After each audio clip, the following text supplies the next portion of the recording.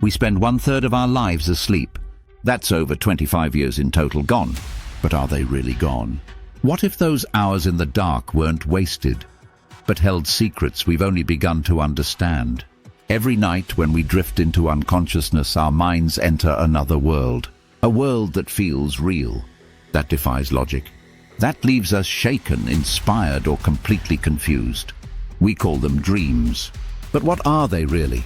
For thousands of years, dreams were considered messages from the gods, visions of the future, or reflections of our soul. The Egyptians recorded them. The Greeks built temples to sleep inside and receive divine wisdom. For centuries, dreams shaped art, religion, and even politics. And today, in the 21st century, we still don't fully understand them. But modern science is getting closer. And what we're learning is strange. Let's begin with the basics. When you fall asleep, your brain doesn't shut down. It enters cycles. The most important for dreaming is called REM sleep, rapid eye movement. During a REM, your brain becomes highly active, almost like when you're awake. Your body, on the other hand, is paralyzed. This is to prevent you from acting out your dreams. Your heart rate increases. Your breathing becomes irregular. And inside your skull, entire worlds are born. But why? One theory suggests that dreaming is the brain's way of processing memory.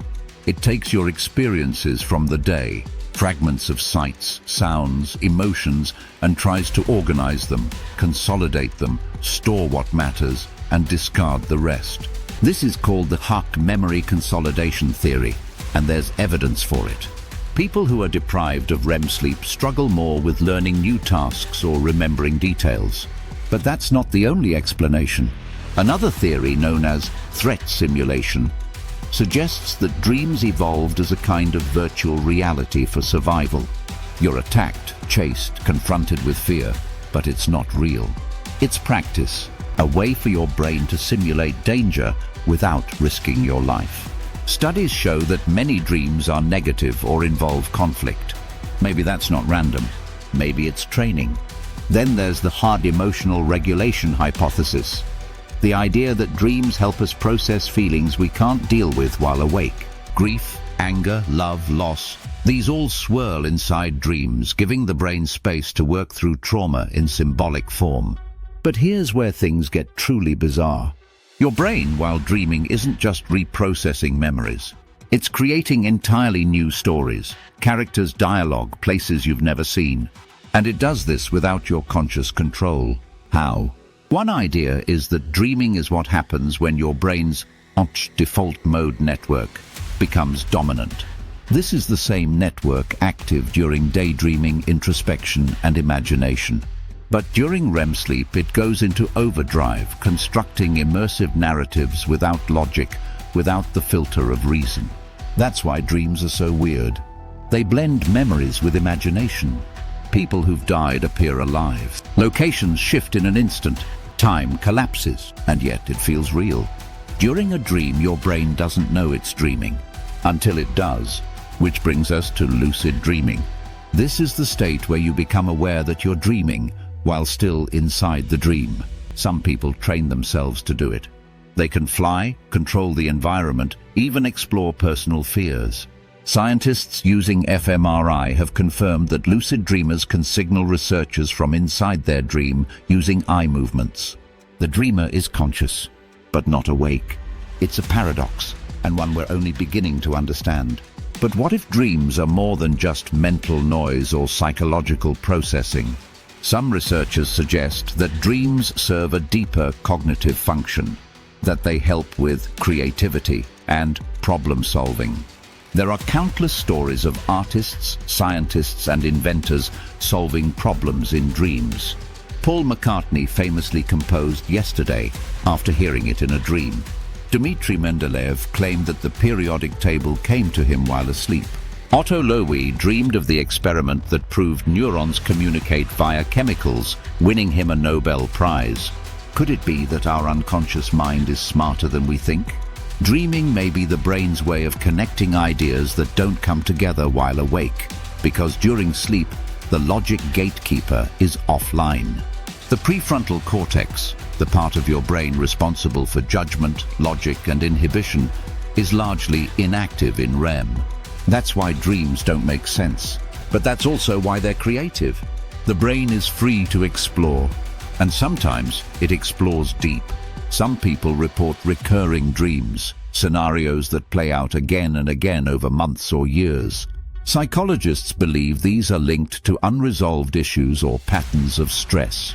Others have nightmares, often related to trauma. In fact, people with PTSD frequently relive traumatic events in their dreams.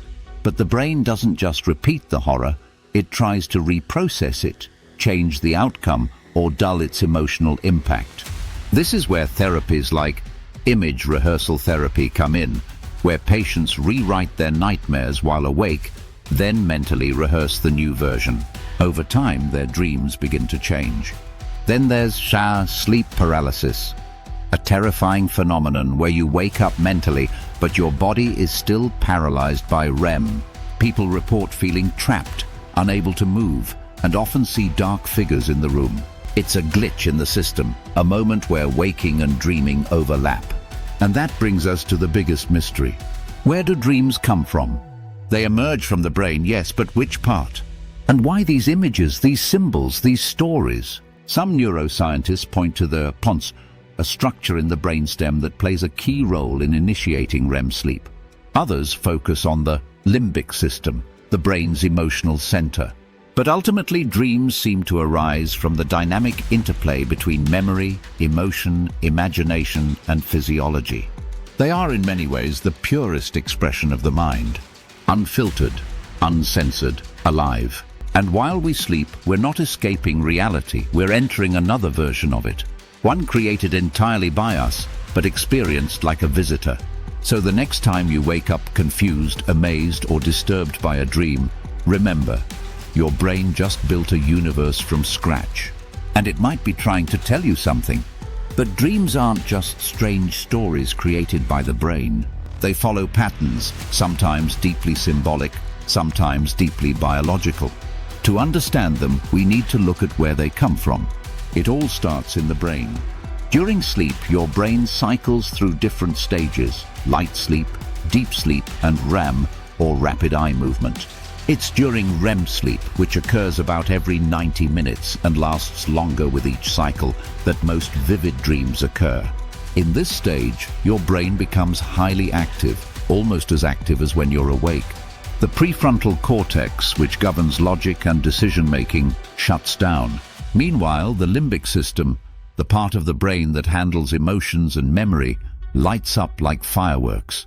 This is why dreams feel so emotionally intense, yet often defy logic. You're experiencing raw memory fragments, emotions and thoughts, without the rational filter that normally keeps them in check. It's like your brain is in theater mode, improvising with props from your subconscious. But why does it do this? One theory is the memory consolidation. Your brain uses dreams to process and store memories. It decides what to keep, what to discard, and how to connect new information with what you already know. Think of it as defragmenting your mental hard drive.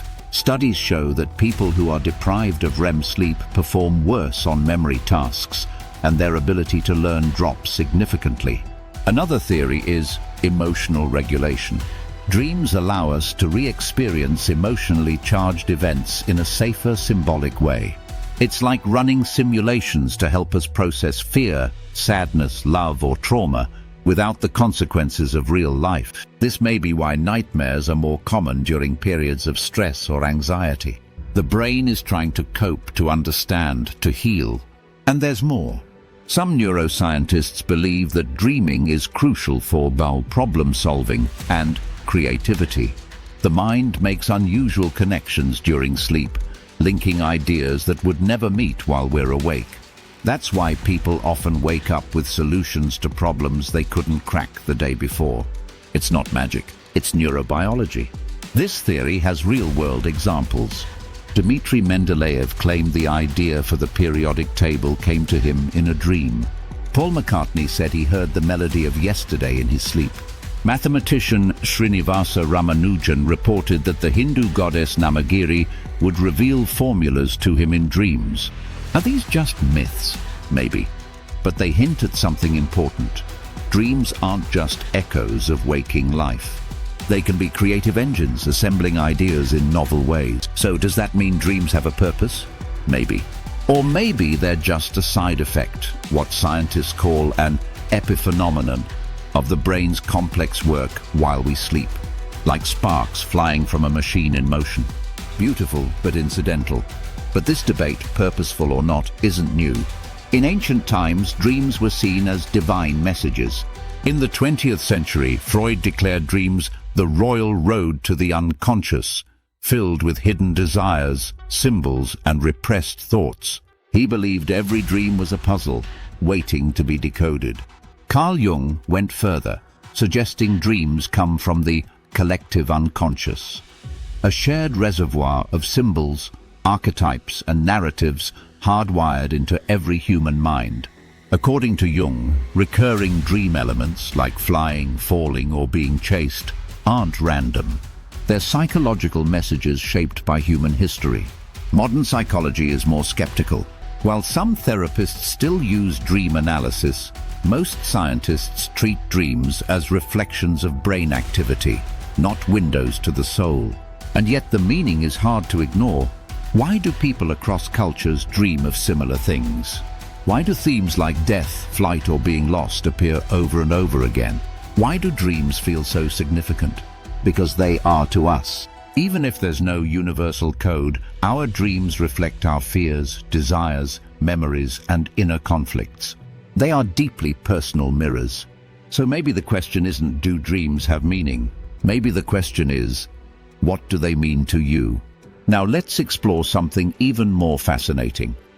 How culture and technology are reshaping the way we dream. For most of human history, dreams were regarded as messages from the divine. In ancient Mesopotamia, dream interpreters were considered essential figures in society. The Egyptians kept detailed dream journals and believed certain dreams could predict the future. In Greece, temples known as Asclepions were dedicated to healing through dream incubation. People would sleep in sacred spaces, hoping to receive a curative vision from the gods. But today, dreams have entered a new era. We live in a world of artificial light, constant information, and screen time. Our sleep is fragmented, our minds overstimulated. And this is changing how we dream. Studies show that people today dream more about technology, phones, social media, virtual environments than ever before. Some even report dreams in which they scroll through apps or attend Zoom meetings. This isn't just a quirk. It reflects a core truth. Dreams are shaped by waking life. What you think, feel, fear, and experience during the day becomes the raw material for your dreams at night. This is known as the continuity hypothesis, the idea that dreams are continuous with daily life. Your brain doesn't invent dreams from nothing. It draws from your memories, your emotions, your daily struggles. That's why students dream about exams, performers dream about forgetting lines, and new parents dream about their babies. But what happens when our daily reality becomes more virtual than physical? Some researchers believe that dreams are becoming more digital, not just in content, but in structure. The disjointed, jump-cut style of modern dreams may reflect how we consume media. In short, rapid bursts, filled with fast edits and non-linear storytelling. It's possible that streaming platforms, TikTok videos, and gaming are influencing not just what we dream, but how we dream. And that's just the beginning. There's a growing field called targeted dream incubation, where scientists try to influence dreams using sounds or cues during sleep. For example, playing specific words or music during certain sleep phases can subtly guide the content of a dream. In lab settings, people have been successfully encouraged to dream about trees, mazes, or even certain celebrities just by using audio prompts while they sleep. The implications are enormous. Could we use dream incubation to help people solve problems? To boost creativity? To recover from trauma? Maybe. There are even experiments underway to create two-way communication with sleepers. Using real-time EEG and eye movement tracking, researchers have managed to ask questions to lucid dreamers and receive answers via eye signals. It's like opening a chat window with the dreaming brain. This isn't science fiction. It's been demonstrated in controlled settings, and it raises wild possibilities. Imagine one day being able to guide your dreams like a video game, to explore them with purpose, to ask your subconscious a question and get a reply. Of course, with great power comes great risk. If we can influence dreams, who controls that power? Could it be used for advertising, propaganda, mental manipulation? Ethicists are already sounding the alarm, warning that dream hacking could become a new frontier in privacy invasion. After all, what could be more personal than your dreams? But for now, most dreams remain private, ephemeral, and mysterious. And there's one type of dream that brings us closer to unlocking the mystery: lucid dreams. A lucid dream is when you become aware that you're dreaming while still inside the dream. Suddenly, the impossible becomes possible. You can fly, walk through walls, revisit lost loved ones, even rewrite your fears. Lucid dreaming is rare but real. Around 55% of people report having at least one lucid dream in their lives, and about 23% experience them regularly. With training, many can learn to enter this state deliberately. Techniques include reality checks, like asking yourself, "Am I dreaming?" throughout the day, or keeping a dream journal to strengthen memory recall. Some people use devices that detect REM sleep and emit subtle cues, like lights or sounds, to trigger lucidity without waking the sleeper. But what does it mean to be conscious within a dream? Some philosophers argue that lucid dreaming blurs the line between waking and sleeping consciousness. If you're self-aware in a dream, is that you any less real? And if the dream world feels vivid and coherent, how do you know you're not dreaming right now? This is where neuroscience, philosophy, and spirituality begin to intersect. Buddhist monks have long practiced dream yoga, a tradition where lucid dreaming is used for spiritual growth and self-realization.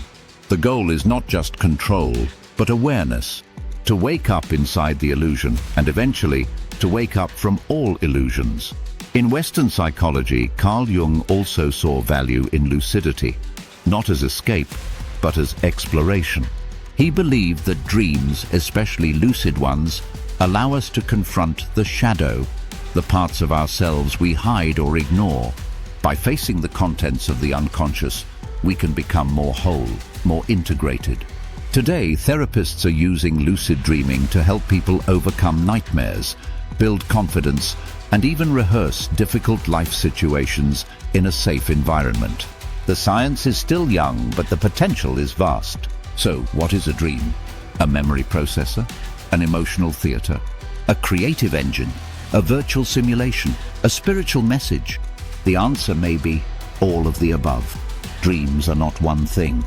They are many things layered and interwoven. And as our understanding of the brain deepens, the dream may become not just a window into ourselves, but a tool we can use to change how we live, feel, and even heal. Because in the silent hours of the night, when the world goes quiet, your mind awakens. And what it shows you might be more real than you think. So when you close your eyes tonight, remember, your dreams are not meaningless. They are echoes of memory, reflections of emotion, sparks of imagination, and whispers from the deepest parts of your mind. They hold clues to who you are, who you've been, and who you might become. In a world full of noise, dreams are the quiet space where your inner self speaks. And the more we learn to listen, the more we discover that sleep is not an escape from life. It's a hidden dimension of it.